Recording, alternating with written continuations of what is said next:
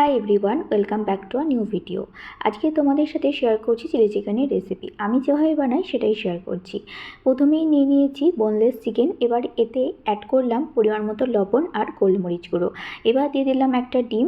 এবার দিলাম 1 চামচ মতো হোয়াইট ভিনেগার। এবার অ্যাড করছি অল্প পরিমাণে চিলি ফ্লেক্স, দেবো 2 চামচ কর্নফ্লাওয়ার আর 1 চামচ মতো ময়দা। এবার সমস্ত কিছু একসাথে খুব ভালো করে মেখে ঢেকে রেখে দেবো 1 ঘন্টার জন্য।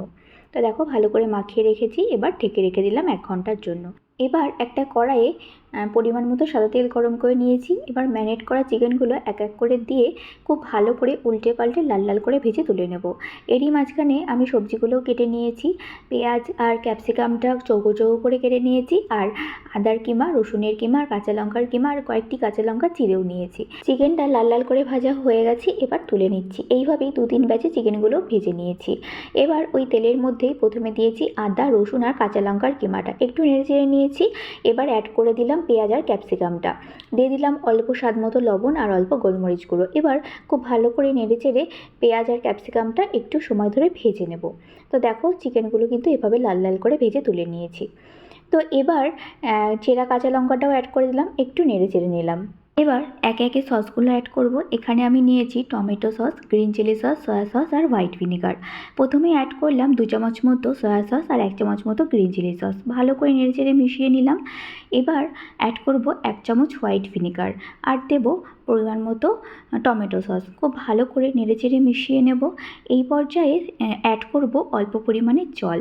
তোমরা যদি ড্রাই চিলি চিকেন বানাও তাহলে কিন্তু এই পর্যায়ে জল না অ্যাড করে ভেজে রাখা চিকেনগুলো অ্যাড করে দেবে, আর ভালো করে নেড়েচেড়ে মিশিয়ে নিলেই কিন্তু ড্রাই চিলি চিকেন তৈরি হয়ে যাবে। তো দেখো আমি দিয়ে দিয়েছি পরিমাণ মতো অল্প জল। এবার খুব ভালো করে নেড়েচেড়ে মিশিয়ে নেব। এরপর ভেজে রাখা চিকেনটা অ্যাড করে দেবো।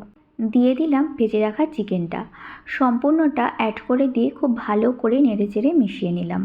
এবার একটু সময় ফুটতে দেবো। যেহেতু জল দিয়েছি তাই গ্যাসটা কমিয়ে মানে মিডিয়ামে রেখে একটু সময় ধরে এটাকে ফুটতে দেবো।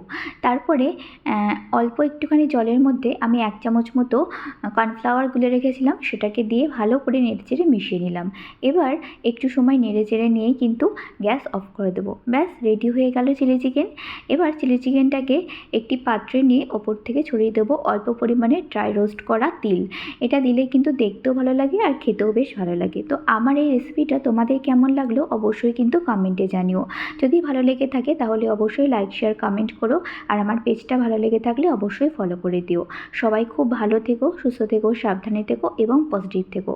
তো তোমাদের সাথে আবার দেখা হবে নতুন কোনো ভিডিওর সাথে। রেসিপির শেষে মিক্সড ফ্রাইড রাইসের সাথে চিলি চিকেনের ছবিটাও অ্যাড করলাম। চলো বাই।